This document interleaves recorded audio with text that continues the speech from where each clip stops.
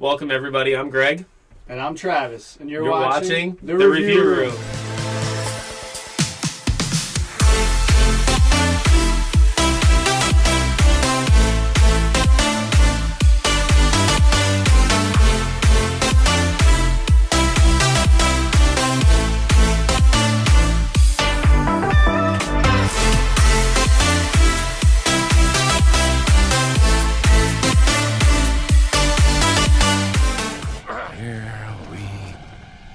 Welcome back, guys. Today in the Review Room, the Rangers offseason. But first, we're drinking a little bit. Hell yeah, baby.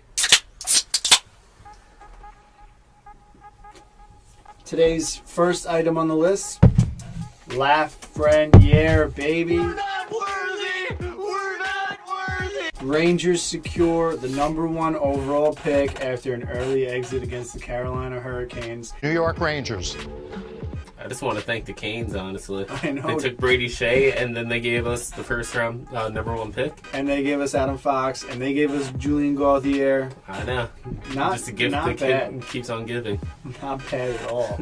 So, I don't know, Greg. Well, what do you think as far as expectations for the kid in his first year with the New York Rangers, especially after a pandemic? What do we expect? I think he definitely starts in the NHL. I would see him maybe on the third line, filling in maybe the fastest role. Yeah, definitely. To start off with, maybe towards the end of the season, if he's killing it, maybe he starts on the first line with like Zibanejad, Panarin. Who knows? I mean, the guy has such a high ceiling. Lafreniere could rotate to the higher lines, but I mean everybody expects Lafreniere to start on the third line, not so much as like a fast replacement, but just somebody that's gonna. I mean, you don't want to throw an 18-year-old kid on the first line either. That's way too much pressure. You want him to get used to playing in the NHL, and then kind of once he starts blossoming, then go on from there. Right, I agree. I mean, the way that I would see it sometimes, especially with David Quinn as the head coach, who's normally a college coach, they hired this guy because they knew that they were in a rebuild. They knew that they were going to have a lot of young players on the team, and that this coach would be the guy that could, form them together, form that relationship, that team build that could complete a contending playoff team. And one thing that I didn't really agree with during the first season of Capo Caco was David Quinn didn't use him too much in those high pressured situations, especially ever really getting a chance on the first and second line. So while we want to start Lafreniere on the third line, do you want to get him on the first or second line a good amount of times throughout the year? I think he's definitely a higher caliber player than Caco is. Nothing against Caco. Definitely. But I think putting him on the third line, he's going to give Quinn no choice but to put him on the second line, the first line. Right.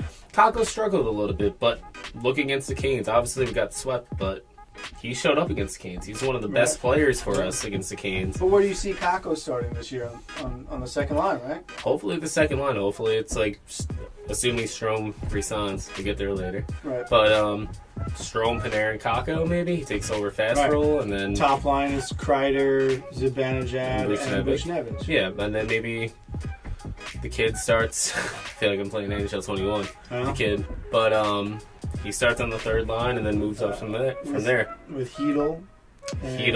I would love to see him with Gauthier too. Gauthier is like a young Kreider, honestly. Yeah, I mean, he has the same kind of skill. That's the projections everybody went with last season, was that Gauthier was going to be Kreider's same type of skill set and body type. And he looks good. Yeah, and the fourth line is probably going to be maybe Howden, Lemieux. Yeah, I mean, look at it. When we traded Keane to Carolina he didn't even crack that playing roster or and it was, what was it, 24 players or something like that? It was a lot. I think it was more than that. I think it was 26, 27 players. The point is, though, I think we had Crawley make it. And we had Gauthier make our roster. So right away. That's something that tells you that we could have won that deal. So on to the next topic is the Rangers officially signing Alexander Georgiev to a 2-year, $2.45 million contract. Oh, sorry, 2.425, I think. Yeah. Yeah. It's a solid deal.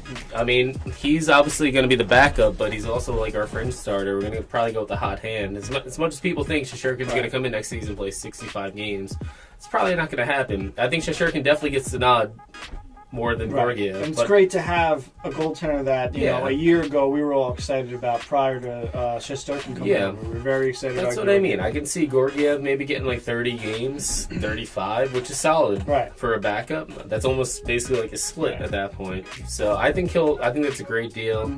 We don't got to sign Shesterkin for another year. So I think value-wise, for a backup especially, it's definitely very good. I mean, you know, I know we were going to talk about this later, but while we're on the topic of goaltenders, it's only, you know, respectful to talk about the King and his departure from the team that he spent the last 15 or more, you know, years with. I know it's very sad. We hate to do it. He's been such a huge part of our life, but Henrik Lundqvist was bought out by the New York Rangers in the final year of his contract, and he decided to sign with the rival Washington Capitals. Probably a team that any of us would have said, please, you know, don't go there, but at the same time, he could win. I do like the Capitals. Like, out of any Metro team, like, I don't hate them. But I wish he would have stayed out of the Metro, out of the East. I wish he would have went to a team like Minnesota, 4 to 5 times a year. Flames. Yeah. You know? I really wish he went to another team. But you know what? If they make a playoff push, I hope to God he does as good as he can until he runs into us. Right. I mean, exactly. I mean, hey, if it's the Eastern Conference Finals, Capitals, Rangers, we're a fan of the front of the jersey at that point, not the back. So. And I'm sure every Ranger fan, or most of the Ranger fans, can agree that if the Rangers are out of it come next, you know, playoffs, that we all wish Henrik Lundqvist success, and hopefully he could win it with the Capitals. Absolutely. You know, like Greg said, I don't hate the Capitals. We've versed them a lot of times throughout the last 10 to 15 seasons, especially in the playoffs, where we knock them out most of the time. Yeah. But, you know, there's still no hate there. They got a lot of good guys that everybody can respect and like. But you know, Ovechkin winning the cup a few years ago, that was great. That was great to see. You want great for hockey. That's like Lundqvist winning a cup, basically. One of the best players of obviously their position. Stamkos just got it. Yeah. He didn't play too much, but he still got it, and everybody knows that he put in the time through his time there. So you know, that's what I mean. It's no hard feelings. Lundqvist wants to keep playing. It's a day that we all saw coming, but at the same time, we now have a huge goalie tandem in Igor Shesterkin and Alexander Georgiev that we're all excited for. Exactly. You just got to keep looking forward. Can't really look back at this point. What's next on the item list? Deangelo's extension. Got 2 years. One of my favorites so far in this offseason is there goes our followers. I love Deangelo. I like his attitude. I like what he brings to the team, his offensive capabilities. His defense has to get a little bit better, but hey, 2 years, $4.8 million. You can't really find the deal itself. It's a great deal. It's 2 years. You know what? Unfortunately for him, with Trouba and Fox on the right side, he's like our third best right-handed defenseman, which isn't his fault. He's a great overall defenseman. So that leaves us two choices, basically. We either move him to the left side, put him on top four, or in a year and a half, we're unfortunately probably going to trade him because I doubt we're going to be able to move Trouba. And Fox, I think Fox is untouchable at this point. Right. Which, once again, Deangelo is great, but unless we move him to the left side, give him more minutes, and he gets better defensively. Well, we got him for 2 years, so it looks like he'll be moving over. So 3 corresponding moves that go with that, though. That go with the whole signing Deangelo to a 2-year deal, possibly moving him over to the left. Well, first, it all starts with Brady Shea being traded to the Carolina Hurricanes for somehow a return of a first-round pick, which was this year's 24th pick. The Rangers ended up moving up in the draft and selecting Braden Schneider, who, for some of us, was a random pick. Dylan McIlrath 2.0, but hopefully he's a little bit better. But listen, great overall pick in the end, but we were all expecting a center. That's one of the moves that led to the Rangers having more cap space to possibly sign Deangelo. And then another corresponding move with that was somehow trading Staal to Detroit for basically nothing. We traded away Staal, and we gave away a second-round pick, and that's a big second-round pick is a big deal. Like, you can select a decent player, but It needed to happen. Without trading Staal, we don't resign Deangelo. We don't resign Strome if we Right. do. Right. Needed to Georgiev. happen. Somebody would have had to go. If it wasn't Staal this season, then it had to be somebody else. Right. That's really what it came down to. Our hands were kind of tied.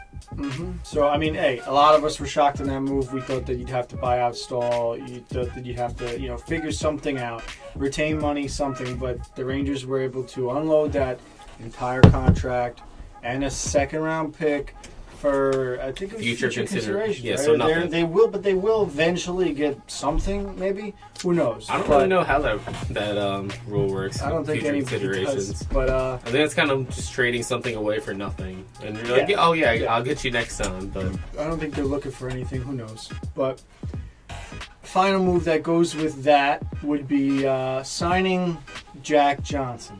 Everybody panic! Oh my God!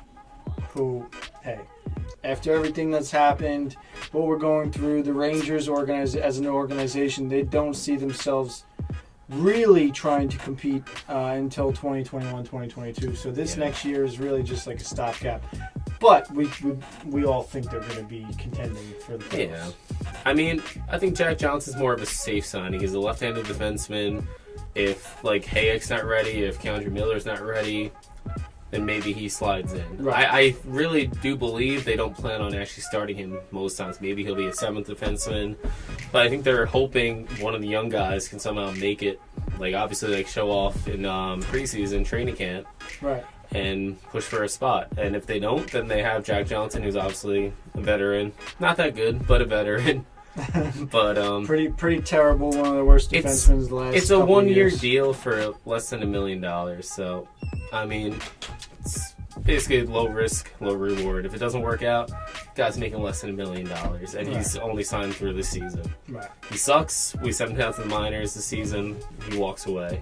Yeah, I mean, It's listen, not the worst thing. I know don't it sounded think- like the worst thing when it happened, but it's not the worst thing. basically the way that JD put it was hey, listen, we need another veteran to come in here on a short 1 year, $1 million contract that he's not essentially gonna play every day, and if he doesn't play good in training camp, they already said the young guys will be competing for that spot, and we may be freaking out over nothing. So who knows? But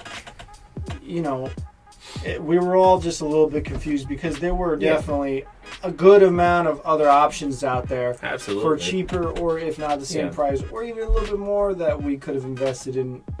I think it's sometimes too about, even if he doesn't play a lot, even if he's not that good, just having a veteran leadership presence. I would compare him to almost like Tanner Glass, his last year or two in New York. Guy really didn't deserve to play, didn't deserve a spot, but he was a great locker room presence.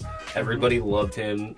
Even when he played, maybe if he didn't play good, the whole team kind of played a little bit different with him on the ice. So as we're one of the youngest teams in the NHL, you kind of need some older guys to kind of lead some of these younger guys.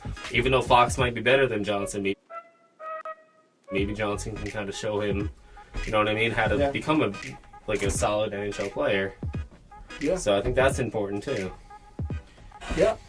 Listen, all agreements on those topics. I mean, we'll see how it pans out. I don't think he's going to get much time. Everybody's expectations are so low for Johnson, I feel like. So if he just does half decent, I think we'll all be happy. It's like Brendan Smith last season. Everybody's like, oh yeah, we're going to throw him on the wing. And everybody's like, what the hell? What the hell is going on? Yeah, and he did relatively when they decent. Him to come in on defense. Yeah. He actually We had an injury, he went right in, and he looked better. So you never know. Last topic for today's review room is Jesper Fast, who, great fucking player. Sucks. Yep. It really sucks to lose him. We had young guys that are trying to make the roster, and unfortunately, you got to move on sometimes. And Jesper Fast is just somebody that's very hard to move on from. It is. He won the Player Award 5 times in a row for the Rangers. Fast was almost like the heart and soul of that team, so it definitely sucks to lose him. But then you also got to think he was playing on the second line with Strome, and Kakko probably moves up there. Yeah, that's where you had to make room for. Kako's moving up. Kravtsov could be coming Kratzov's back this most season. likely going to make the team the You way got he's been playing. Morgan Barron. You got other guys. Gaultier needs more ice time, honestly. Gaultier Exactly. deserves third-line ice He time. deserves it. Maybe Howden has a breakout season. That's what I mean. There's a lot of... We have a lot of good forwards. You so have those pieces. unfortunately, it sucks. I mean, you got to move on sometimes. I think if Fast was like a center, maybe we would have moved on from like Strome, or maybe we moved on from like Howden. But because he's a winger, we're kind of bunched up with wingers right now. I'm not so sure how long of a leash Howden has. He could be shipped out pretty soon. I mean, we'll see how that happens. I don't think they trade him anytime soon. Maybe he spent some time in the AHL like Hedl did when Hedl went for like 11 games and tore it up. Maybe he does something like that. I can't see them trading him so soon, though. He's like 20, 21 years old. Mm-hmm. I mean, if they do, as long as it's a decent return, I mean, whatever. Like Kravtsov getting a second-round pick for... No, not Kravtsov. Lee Anderson getting a second-round pick for him. At this point, that's a win. A little nuts, yeah. Yeah, at this point, getting a second-round pick for him, I think that's a win. I almost forgot about that, because, like, who cares about Lee Anderson? It sucks he's going to the Kings, but, I mean... It is what it is. It's better getting a second-round pick than nothing. So at this point, I thought he was just going to rot in the AHL, and that was it. For at least another year, we thought that. Yeah. You know what I mean? Didn't think we were going to get anything this fast, but it happened, and they pulled it off. Yep. So, thanks for watching, guys. Just to end the segment, I mean, we really just want to shout out those few Rangers that are no longer on the team anymore. Henrik Lundqvist, Mark Staal, Jesper Fast, guys like Vinny Lettieri, and Greg McKegger. So, but if you had to give the Rangers an overall grade, let's grade for the offseason, what would you grade give? this without Lafreniere, because that's just pure luck. That's not really anything. That the Rangers so we could have done, subtracted Staal, we subtracted Lundqvist, we subtracted Fast, McKegg. You got to add him in there because you added him. He was on the NHL team for the whole season, so you subtracted him. But I'm saying McKegg, Lundqvist, Staal, and then you added Jack Johnson. Jack Johnson. You got to add the kid too, though. You did add him. I know the pick itself is luck, but he is going to be that move has to do with letting Fast go. Signing Deangelo, signing Georgiev. Oh, we didn't talk about Strome and Lemieux. That'll be on the next video, because obviously, hopefully in the next few days we end up signing them. I know that there's been some rumors lately that the Rangers are close to deals, at least with Strome. I'm pretty sure once Strome domino falls, then Lemieux will be signed almost immediately. Too with I think it was Forever Blue Shirts, and he said they were really close to a contract. So. Yeah, I think they're waiting to see what they have to get Strome, and then Lemieux's contract will be on probably, if not the same day, the next day.